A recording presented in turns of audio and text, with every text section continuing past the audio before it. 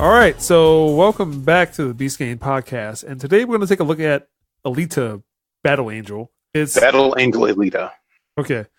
It's directed by Robert Rodriguez, who has done some good movies and some bad movies. He's probably known for some of the Spy Kids movies as well. But yeah, that's he's primarily known. Yeah, so unexpectedly, this is written by James Cameron, is known for Avatar, Terminator 2, 1, everything.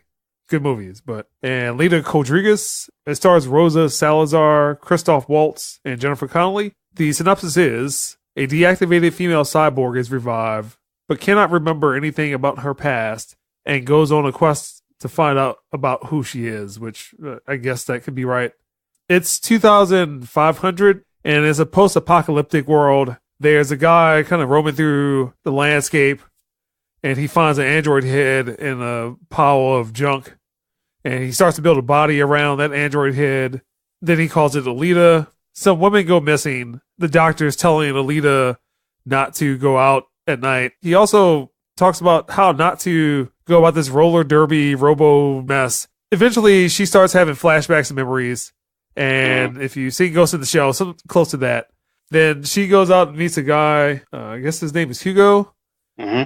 If you see Elysium, all the poor people live on the ground and the rich people live up in the sky. So there's something called Sky City. With the doctor, he goes out at night and Alita follows him. Both of them are attacked. And it turns out that the doctor has been protecting people as a hunter warrior. But Keith, what did you think of Alita Battle Angel?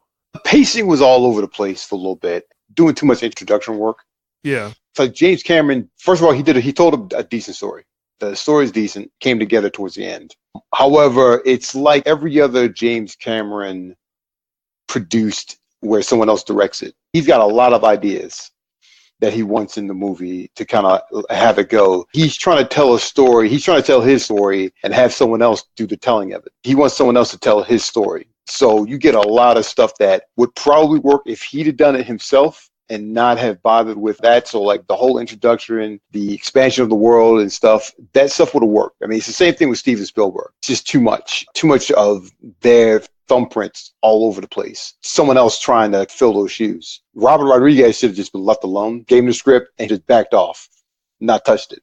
There was too much stuff that's in the manga and in the anime, and there was too much of that. And Robert Rodriguez obviously got to do it because he did a phenomenal job with Sin City. I mean, he basically took Sin City graphic novel and did a play-by-play. But you can't do that. The manga ran for 500 issues? No way you can tell that the story. Yeah, and I think part of the problem with this movie is that they focus on that robo roller derby, whatever. What was that called? Yeah, it's Motorblade. Whatever, but they just focused on that too much. That was her completion in life, rather than telling the story that how did she get there, what happened to her. But go ahead, If they'd have pared it down and just cut 20, 30 minutes of it, pared it down. Probably a little bit more than that, but yeah. Just pared it down with her interactions, her waking up, learning her humanity and being Alita, learning to be Alita. Romance could have stayed, was fine. Her friendships were fine. Even that quirky thing with the hunters and stuff, that was cool. And actually, that should have been more or less the focus of it. Her getting in with the hunters. They wanted to make this a series, stick with her, the hunters and everything, and then have the conflict go from that. But they introduced another villain towards the end of the movie, and you're like, who the hell is this guy? Oh, what? What? And the movie ends like that. The movie ends like that.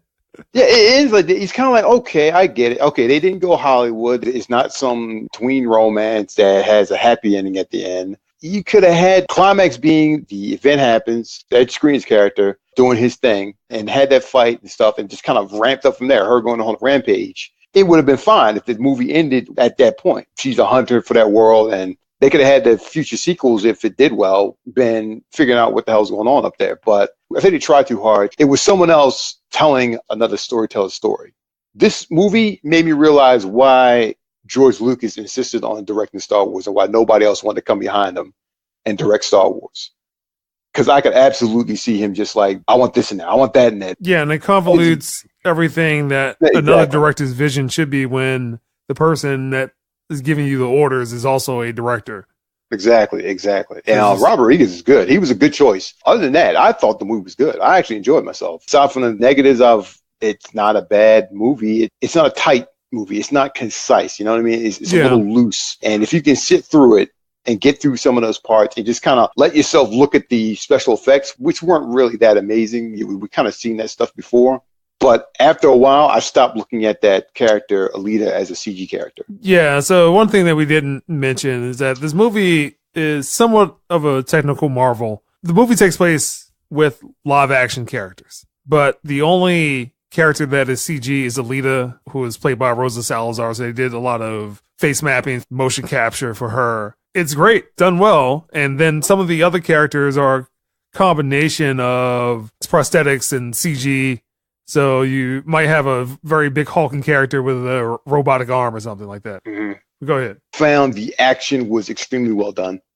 I mean, Robert Rodriguez, of course. I mean, he knows how to do that. He knows how to handle special effects. So he was an excellent choice for this. And again, Spy Kids is pretty much everything on green screen. It's kind of interesting because Robert Rodriguez, he and James Cameron are the green screen kings. In an age where you got the Star Wars movie toting how they do practical effects for every damn thing, it was nice and refreshing for someone to say, I'm doing stuff that it's going to cost me way too much money to try and build.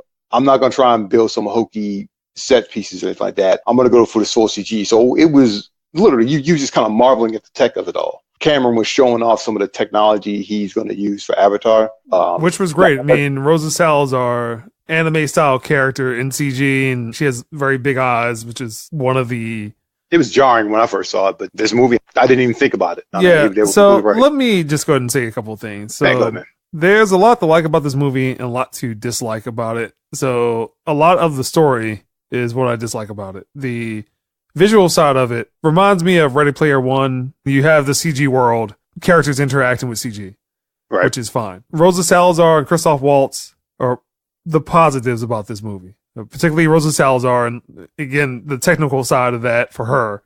Negative side is some of the writing, some of the dialogue. So Mahershala Ali, I don't know how he got the role for this movie, and not to say he's a bad actor, but this just probably was not the role for him.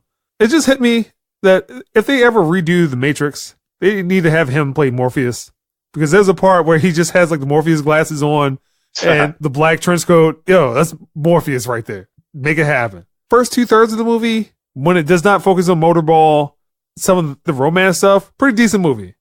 But that later third of the movie and the way that it ends, I was just like, hold on, did I miss something? Did I fall asleep? And why did the movie end like this? It was almost two different movies at some point. Yeah, silly. And that part kind of reminded me of the end of Ghost in the Shell, the movie version. Mm-hmm. I feel like this movie would grow on me if I watch it again. Same thing with Ready Player One. That I was just like, yeah, that movie's all right. And now, yeah, I like that movie. Keith, what score would you give Alita Battle Angel? I'd give it a 7. Yeah, I'd give it a solid 7. I'd watch it again just for the special effects and, again, just to see the CGI and stuff. I don't think it'll age too well. Yeah. But at the same time, did not have a huge problem with most of the acting, with the exception of Mahershala Ali and some of the others. But I thought Rosa Salazar did a fantastic job. Some of the action sequences pretty good. And actually, the last third of the movie made that the whole movie. This would have been much better, much more enjoyable, but bringing all the Hunter Warrior stuff into that and just disregard her love for Motorball, which just turns into a whole totally different movie. Again, just focus on that and get rid of the whack actual ending. Just don't understand why that was the version of the movie that they put out in the theaters. But if you just have that movie would probably be like a 7.5, 8 to me. But for what I saw, it's going to be a 5. And again, it may grow on me if I see it again, but technical aspects of this movie outweigh the story. Because the story, and even though it's written by James Cameron, very well-known director, Aliens, True Lies, the story is just kind of all around the place. And then when you take things that are manga, anime, there's a lot that does not work. Americans, Westerners, watching all that stuff seems cool, but when you translate that into a movie, it does not make sense. The one movie that has done that well is Edge of Tomorrow. On that other corner of that, you would have something like Ghost in the Shell. Whatever happened to the source material is just the translation of it, the idea of it just got lost, and it turned out to be a whack movie. But Edge of Tomorrow probably did it best. I agree with that. I mean, the movie's beautiful, but the story is just it's kind of wasted. Robert Rodriguez, I don't remember the last movie I watched from him, but I think it might have been that last Sin City movie, David Kill. I never saw that. Oh, it was bad. Oh, that one's bad. Yeah, I heard it was not very good at all. So he's still a good director. Sometimes hit and miss, but yeah. So 5, 7 from Keith, and Beast Game Podcast. That wasn't a totally bad movie.